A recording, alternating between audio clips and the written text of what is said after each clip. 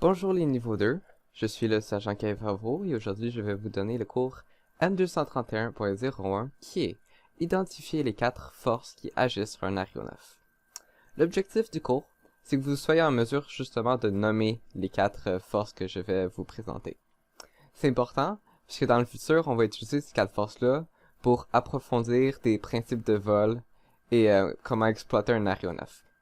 Donc, c'est quoi ces 4 forces-là? Il y a le poids, la poussée, la traînée et la portance.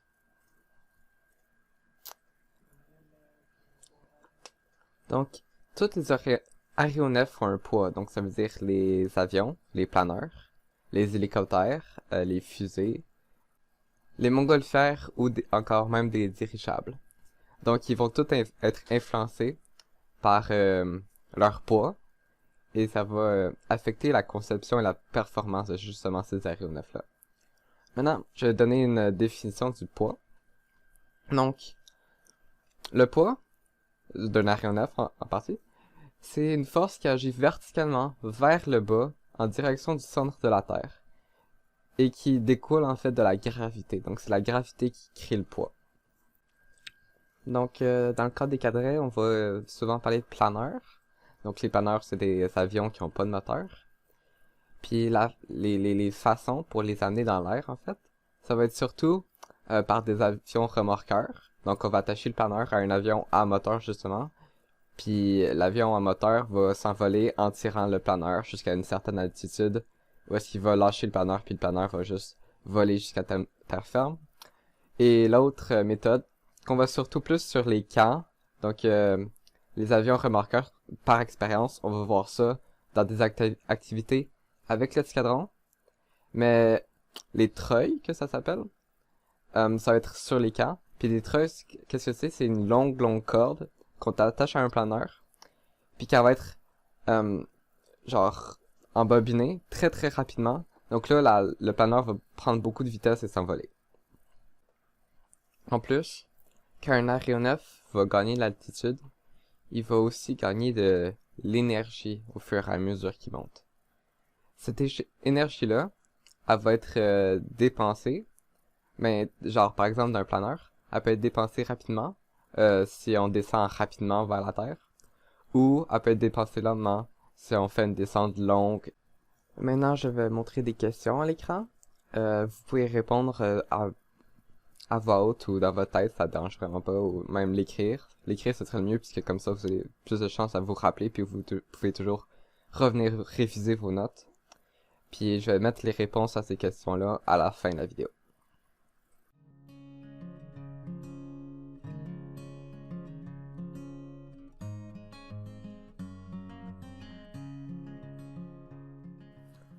Maintenant, je vais parler de traînée.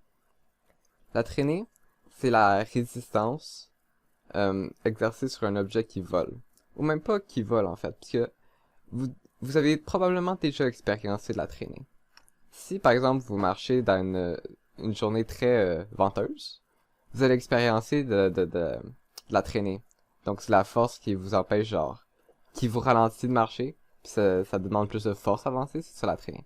Sinon vous avez peut-être expériencé la traînée en faisant du vélo.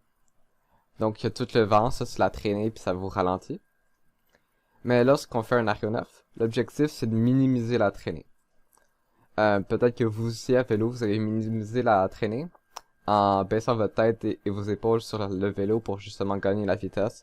Ça, c'est pour minimiser la traînée, puis pour aller plus vite. Quand on crée un aéronef, comme je l'ai dit, on veut minimiser la traînée, donc essayer d'en enlever le plus possible, mais c'est impossible de l'enlever totalement. Donc, si on veut qu'un aéronef soit conçu pour voler vite, d'habitude il va avoir une allure plus lisse et fuselée pour justement avoir une forme plus aérodynamique qui va créer moins de traînée. De plus, un parachute, c'est conçu pour profiter au maximum de la traînée. Donc, le parachute, ce qu'il va faire, c'est qu'il va retenir l'air et l'utiliser pour descendre lentement. Mais la traînée aussi, c'est pas tout mauvais, puisqu'on va parfois utiliser sur un aéronef de la traînée pour contrôler le vol et les manœuvres qu'on va faire avec l'avion. Notamment sur les ailes, il y aura plusieurs mécanismes qui vont porter avantage de la traînée. Donc, comme avant, revoici des questions.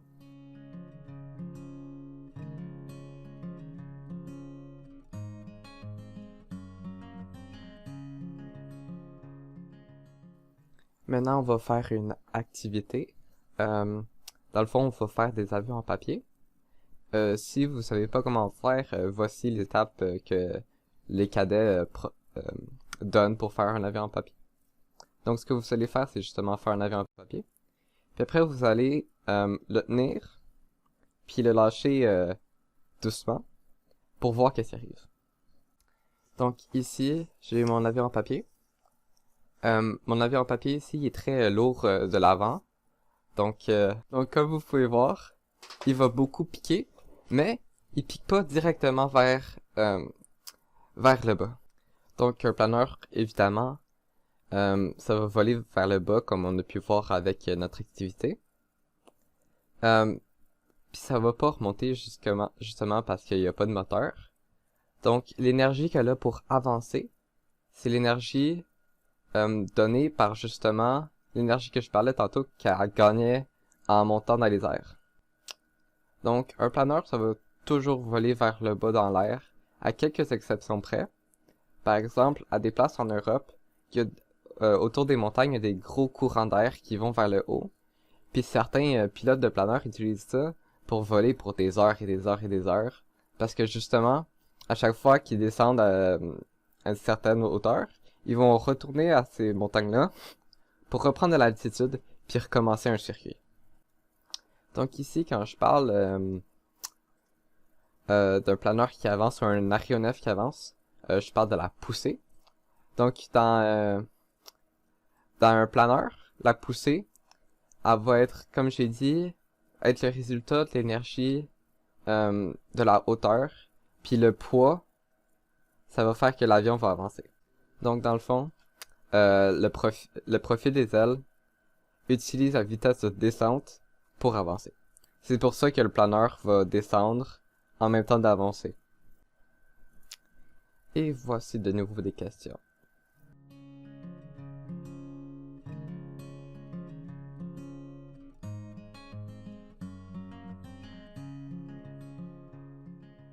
Donc, un planeur, ça a des très très longues ailes comparé à la taille justement du planeur.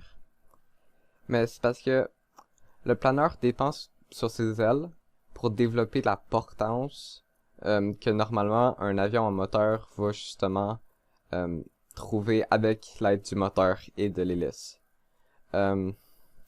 Donc, au fur et à mesure que l'air défile autour, sur et sous l'aile, ça va créer la portance. Donc, le but des ailes, en fait, c'est que le planeur il descend lentement en créant beaucoup de portance, puisqu'il y a beaucoup de surface sur l'aile, afin de minimiser la descente. Donc, l'objectif du vol en planeur, justement, c'est de perdre le moins d'altitude possible pour, comment dire? Le but de planeur, c'est d'avancer le plus loin qu'on peut, en descendant le moins qu'on peut. Donc, la distance parcourue comparée à l'altitude perdue, ça s'appelle la finesse. Donc, la finesse d'un planeur devrait se situer entre 30 mètres d'avancée pour 1 mètre de descente. Donc, comme j'ai dit, les ailes d'un planeur, c'est conçu pour développer de la portance, pour réduire justement la vitesse de descente et permettre au planeur d'avancer sans justement descendre comme une roche dans l'eau. Puis justement la portance, ce que ça va faire, ça va compenser le poids de l'aéronef. Donc, plus la portance est élevée, plus la finesse de l'aéronef va être bonne, justement. Donc, plus il y a de portance, plus on va aller loin pour une perte de hauteur minime. Donc, ordinairement, plus les ailes sont grandes, plus on va développer de la finesse. Puis c'est justement pour ça que les ailes des planeurs, c'est aussi grand. Donc, juste pour réitérer, euh, les ailes génèrent la portance en utilisant l'air qui défile de façon très ordonnée et sophistiquée autour d'une aile. Mais ça va être quelque chose que vous allez voir dans un autre cours, pour plus en détail. Revoici encore des questions que, encore une fois, vous pouvez répondre dans votre tête à voix haute ou à l'écrit.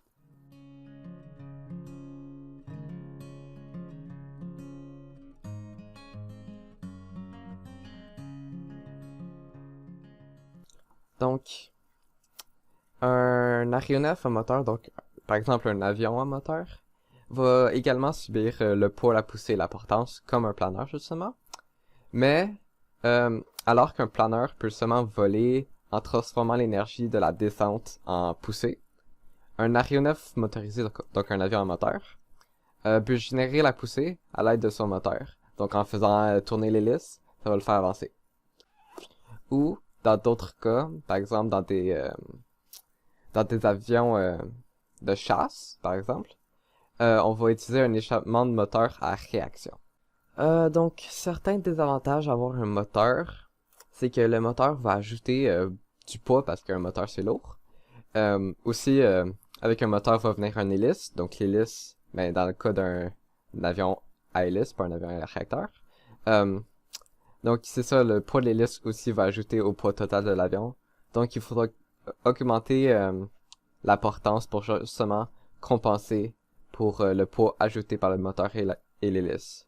En plus, l'hélice puis l'enveloppe du moteur, ça va créer pas la portance, désolé, de la traînée sur l'avion. Donc, parce qu'un avion en moteur va être plus lourd et va créer plus de traînée, les avions en moteur ont en général pas autant de finesse qu'un planeur. Toutefois, les aéronefs à moteur peuvent atteindre l'équilibre, ce que les planeurs en fait ça peut pas faire. Justement, l'équilibre c'est une condition où la portance et le poids sont égales et où la poussée et la traînée sont aussi égales. Donc ça, souvent les pilotes, ils vont appeler ça justement voler en ligne droite. Donc juste pour plus clarifier, si la portance est supérieure au poids, l'avion ou l'aéronef va gagner l'altitude. Si le poids est supérieur à la portance, l'aéronef va descendre. Si la poussée est supérieure à la traînée, la vitesse de l'aéronef va augmenter. Et si la traînée est supérieure à la poussée, la vitesse de l'aéronef va diminuer. Et revoici d'autres questions pour confirmer ce que j'ai juste à dire.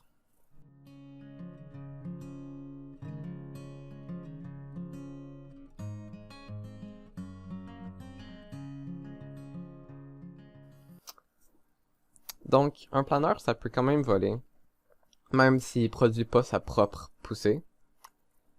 Et il peut même voler si son poids est supérieur à sa portance. Toutefois, à cause de la gravité de la Terre et de son poids, le vol est limité par les conditions atmosphériques et les compétences du pilote. Donc, par exemple, si c'est un jour sans vent, où justement il y a la pression atmosphérique qui est plus basse, puis il y a moins d'air dans l'air, justement, un pilote, les pilotes très expérimentés, retourneront rapidement vers le sol, comparément à une journée où est-ce que c'est plus venteux, puis donc le vent sur les ailes va créer plus de portance qui va garder le planeur en air plus longtemps.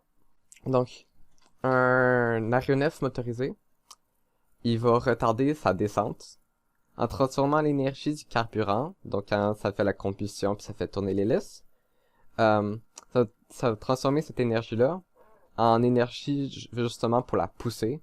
Puis parce que les ailes d'un aéronef, ça peut pas transformer la poussée en portance, ça va garder l'avion dans les airs plus longtemps justement qu'un planeur qui va descendre lentement mais sûrement. Et voici les questions pour confirmer encore une fois ce que j'ai dit ici.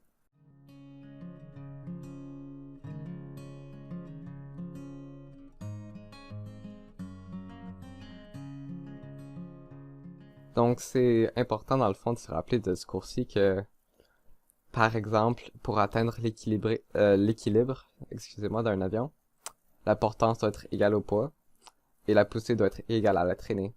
Justement pour voler en ligne droite sans monter ni descendre, sans ralentir ou accélérer. Un autre point important à se rappeler du cours, c'est que la direction à laquelle où le poids et la gravité agissent, c'est verticalement vers le bas en direction du centre de la Terre. Puis quelque chose d'autre qui va être important à se rappeler pour justement le cours sur la portance, c'est que la portance est créée avec l'air qui défile sur et sous l'aile. Bien évidemment, ces choses-là sont importantes, mais elles sont tout aussi importantes que genre les choses que j'ai, les questions qui sont posées précédemment. Donc, pour finir, les planeurs puis les aéronefs en général, motorisés genre, sont conçus pour différents besoins. Donc, par exemple, il y a les planeurs de cadets, justement, que c'est juste pour faire des petites, pas des randonnées, là, mais des petits circuits. Et puis, il y a d'autres planeurs qui sont faits pour justement faire des pirouettes, là. C'est vraiment impressionnant. Mais il y a aussi des avions motorisés, genre les avions de chasse, que ça, c'est pour aller plus vite, puis avoir des bonnes manœuvres.